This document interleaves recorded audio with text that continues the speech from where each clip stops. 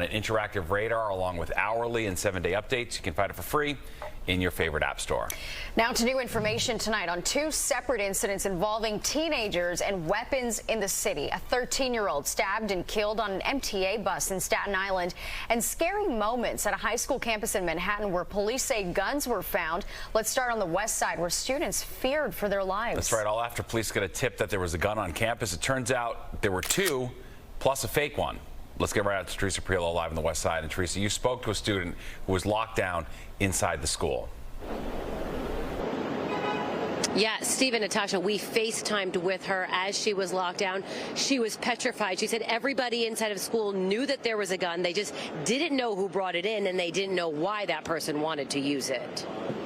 They're saying lock the door, hurry up and lock the door. Speaking to her mom over FaceTime, Brianna Jackson describes what it's like to be seeking refuge inside Independence High School in Hell's Kitchen as the NYPD and school safety officers search for a weapon brought into school by a fellow student. I have anxiety, so I was panicking and freaking out. 1 minute, the students of the conjoined Independence and Environmental High Schools are learning.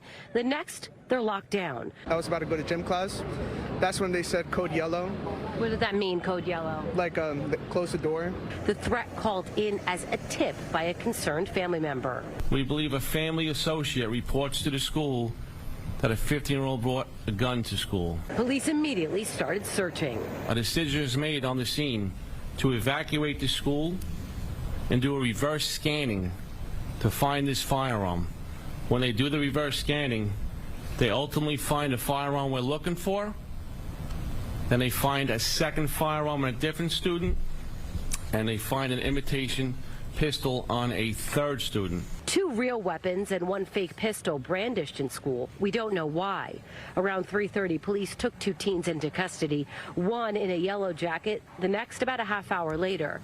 The moments leading up to this had parents shaking on the street corner, praying their kids would be okay. Right now, I'm a mom and I'm panicking. Independence and Environmental High Schools take in troubled kids.